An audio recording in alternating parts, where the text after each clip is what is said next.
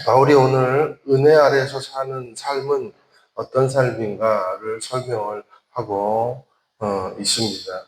우리 읽으신 15절 함께 한 번 더 읽겠습니다. 시작.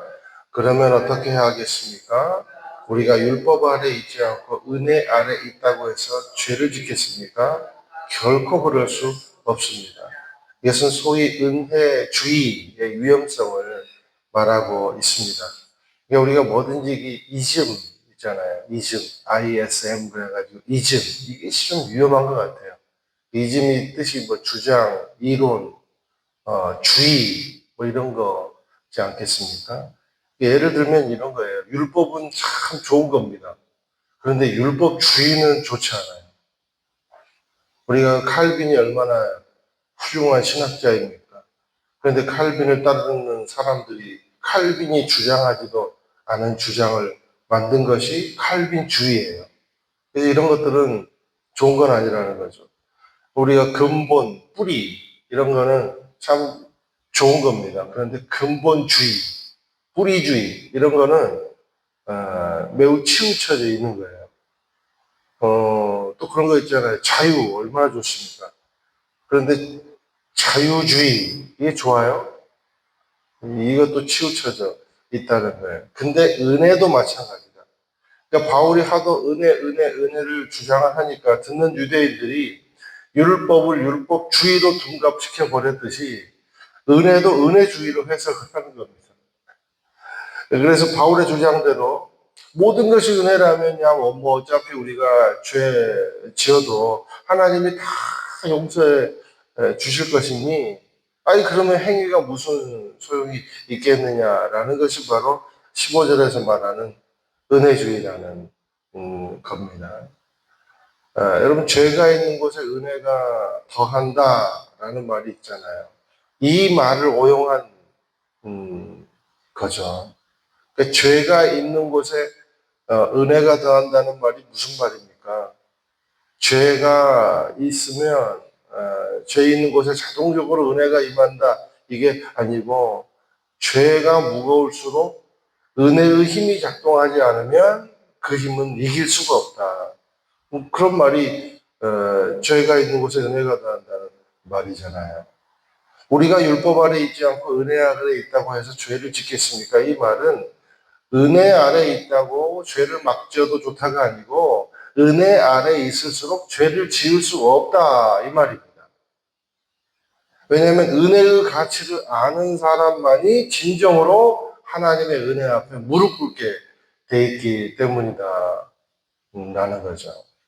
16절도 한번 읽어보실게요. 시작. 여러분이 자신을 종으로 들여 누구에게든지 순종하지만 여러분이 순종하는 그 사람의 종이 되는 줄을 알지 못합니까? 여러분은 죄의 종이 돼 죽음에 이르거나 아니면 순종의 종이 돼 의에 이릅니다. 순종의 종이 돼 의에 이릅니다. 이 자기 자신을 말하는 거예요. 바울 자신에 대한 간증입니다. 바울도 율법 아래 있을 때는 은혜 안에 구원받은 자를 죽이러 다녔습니다. 저는 그래서 율법 안에 있다가 율법 아래 있다. 그리고 은혜 아래 있다가 아니라 은혜 안에 있다. 이렇게 말하고 싶어요.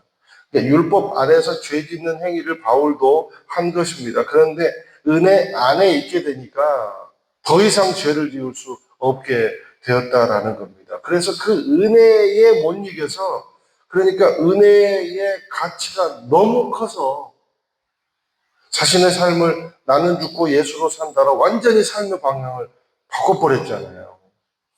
그러니까 이 말은 진정한 순종은 율법 아래에 있어서는 안 되고 은혜 안에 성령 안에 있어야 가능해지더라 라는 말입니다.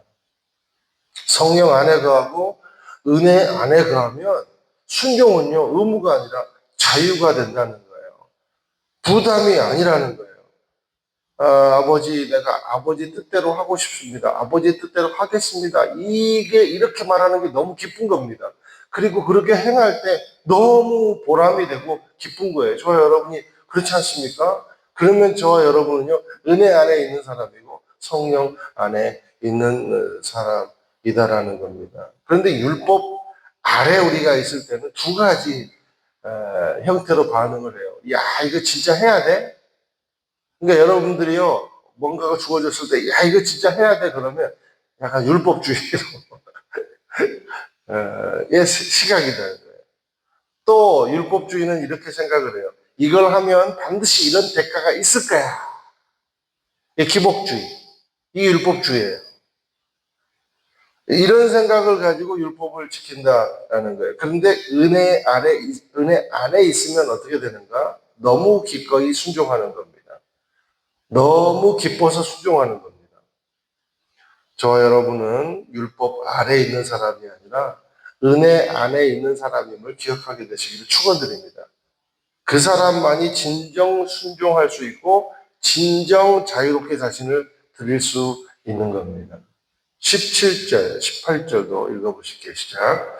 그러나 하나님께 감사를 드립니다. 여러분이 전에는 죄의 종이었으나 이제는 여러분이 전에 받은 교훈의 본을 마음으로부터 순종함으로 죄에서 해방돼 의의 종이 됐습니다. 진정한 감사와 순종은 어디에서 오는가? 율법에서 오는 것이 아니라 은혜 안에 있을 때, 예수 그리스도의 의 안에 있을 때 나온다는 거죠. 우리가 영적으로 해방되지 않으면요, 육적으로도 해방이 될 수가 없어요. 그러니까 해방의 순서는 영적 해방이 먼저입니다. 그 다음에 육신도 해방될 수 있다는 겁니다. 저와 여러분이 육신의 문제에서 해방됐습니까? 해방됐잖아요. 해방된 거예요. 이거를 여러분 우리 믿음으로 왜냐하면 저와 여러분이 영적으로 해방이 된 사람이라면 육신의 문제도 해방된 거라는 거죠. 그것이 의의 종의 시각입니다. 그래서 여러분 우리가 육신의 문제가 영의 문제가 해결됐기 때문에 우리가 죽어서 천국을 가면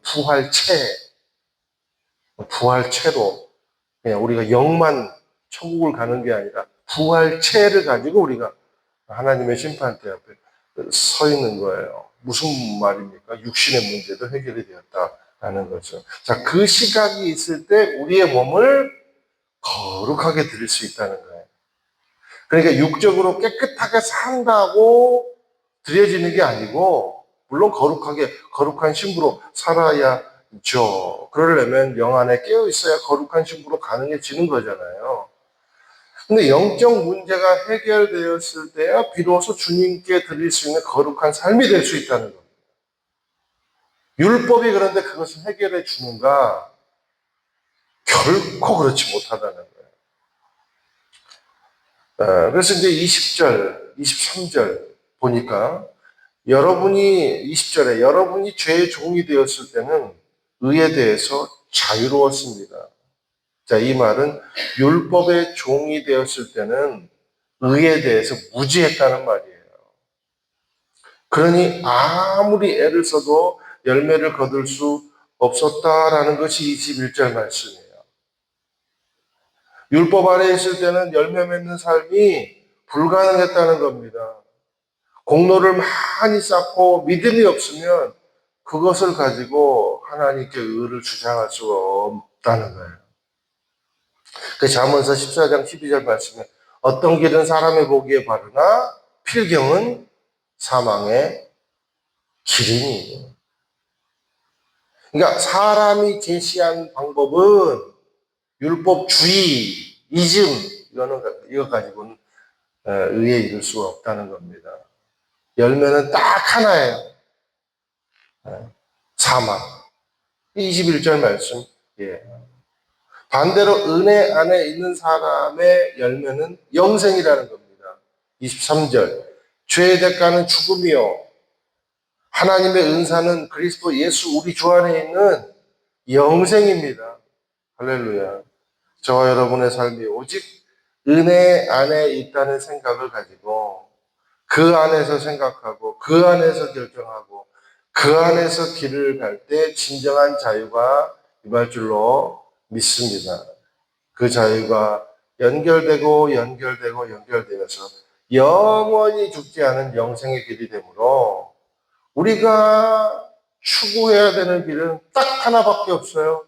이 모든 것을 위해서, 주시기 위해서 우리를 위해 모든 것을 주신 예수 그리스도, 그분 한 분밖에 없음을 고백하는 귀한 하루가 되기를 주님의 이름으로 축원을 드립니다.